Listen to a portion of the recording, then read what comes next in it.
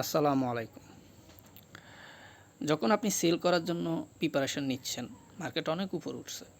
আপনি চিন্তা করতেছেন যে যদি রিজেকশন আসে কোনো একটা রেসিস্ট্যান্ট থেকে, রিজেকশন আসার পর হয়তো সেল করবেন, কিংবা রিজেকশন আসার পর যদি একটা স্ট্রং রেড ক্যান্ডেল হয় আপনি সেল করবেন। কিন্তু বর্তমানে আপনি চিন্তা করেন এই রকম কনফার্মেশন নেওয়ার পর আপনি যখন সেল নিছেন, কয়বার আপনার এসএল পয়েন্টে মার্কেট গেছে, আপনাকে প্যানিক দিছে, আপনার এসএল হিট হয়েছে। সো বর্তমান সময়ে শুধুমাত্র রিজেকশন অ্যান্ড দেন একটা স্ট্রং রেড ক্যান্ডেল, এটা 100% কনফার্মেশন না একটা সেলিং পয়েন্টের জন্য বা সেল করার জন্য।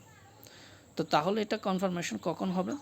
যখন আপনি দেখবেন রেসিস্ট্যান্ট থেকে বা কোনো একটা হাই পয়েন্ট থেকে মার্কেট অনেক উপরে উঠছে, ওখান থেকে রিজেকশন নিয়ে পরপর 3টা রেড ক্যান্ডেল দিয়ে মার্কেট অলরেডি একটা প্রফিট দিয়েছে। হয়তো আপনি বলবেন যে ভাই প্রফিট তো দিয়ে দিয়েছে, আমি সেল করলে আর প্রফিট করবো কেমনে? না, এটা ভুল কথা। প্রফিট দিয়ে দেখ, কোনো সমস্যা নাই।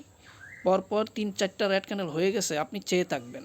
অ্যান্ড দেন মার্কেট যেখান থেকে নামছে ওইখানে একটা অর্ডার ব্লক হয়ে গেছে অলরেডি, ওইখানে আপনি একটা জুন অর্ডার ব্লকটা ড্র করবেন। দেন পরবর্তী মার্কেট ওইখানে আবার গেছে, দেন রিজেকশন দিছে, সাথে সাথে আপনি এন্ট্রি নিতে পারবেন।